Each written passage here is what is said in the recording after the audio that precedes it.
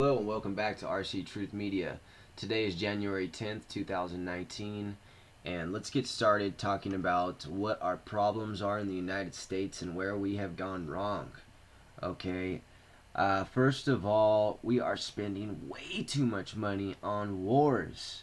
Okay, we are 10 times the amount of spending that we do in the United States, more than any other country in the world. 10 times the amount that we do here in the U.S. How much is that? Well, this year, President Trump requested $1.3 trillion. Okay, we got $2 trillion more into debt since he has taken office. This year, he asked for 1.3 trillion in 2019, and let's go over here to see what's going on. Okay, so this is in billions right here. Okay, so Department of Defense, he asked for 597 billion, which totaled out to be 686 billion. See, we are getting less than the bill, and this is one of the issues, is we don't have enough money to pay for the total, and we have more debt than we do GDP every single year. Okay, so that gets us more and more into debt. So how could we stop this? We cut back on our spending. U.S. military spending for fiscal year 2019 was $886 billion. This is almost $1 trillion in just 2019. Okay, this lets you know what's going on, where all our money is going to, and what is the United States getting out of all these wars. Is this fixing our roads? Is this fixing our health care? Is this fixing the problems with our children? Is this fixing two people needing to work to pay for surviving for a family? Is this fixing all of our problems for relying on the government for food, for everything? No. Okay, what would fix this? By getting less spending on government, less spending on all of this, and more spending towards our debt. If we paid down this 22 trillion, we got out of the Middle East and we put all this money towards our debt, that would increase the value of our dollar. That would increase the value of our currency.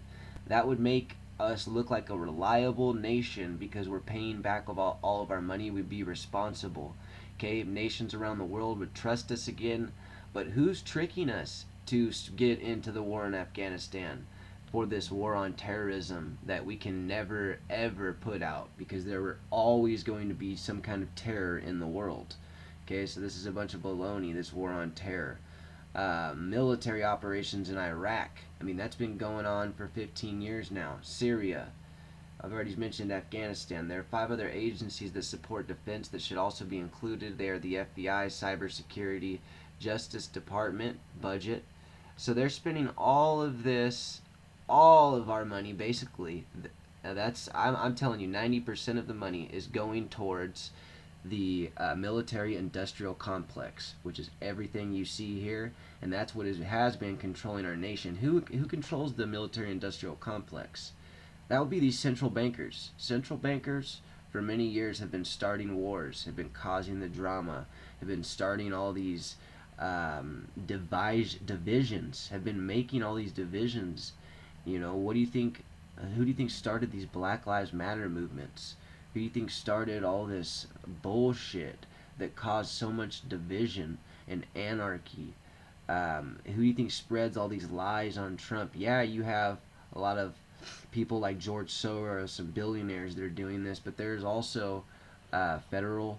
I'm sorry. There's also central bankers that are out there behind the scenes that control a lot of this stuff. Debt projections right now, let's see, we are in 2018. By what I just showed you, it said we're already over 100% of our GDP.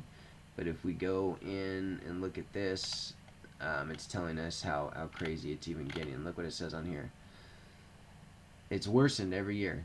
The tax cuts have definitely increased the federal spending because they need to. Without us paying for the taxes, how else are they going to pay for their stuff, for their budgets? They're going to have to increase their spending. So if the people aren't paying for it, the federal government's increasing their spending, which we're going to pay for it either way, right?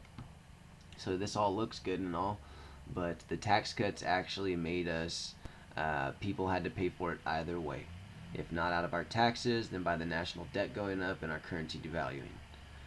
Also, gold prices. I wanted to show you this. After each crisis, look what has happened to gold. 2000, it shows right here in this article from Zero Hedge when the last crises were.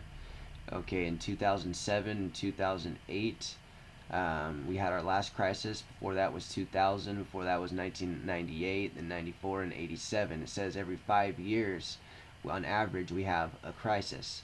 There has not been one for over 10 years, so we're overdue.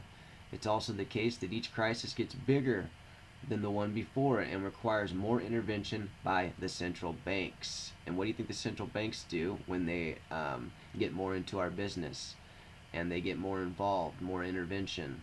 They own more of our, basically, the United States is what they're going to own, is what they're trying to do. They're trying to own all the property in the United States. Central bankers are not attached to the United States at all. Remember, Federal Reserve is not a part of the United States. And right now, central bankers have sucked up about 97% of our wealth. So right now, if they pulled out $22 trillion is what we would owe them, and they could literally take our country away from us. So this is not looking good. There will be a civil war. There will be some kind of war that breaks out over this new system. I do have a feeling about this. Anyway, I wanted to tell you what happens. I'll let this be here for you, but I wanted to show you when the last crash was.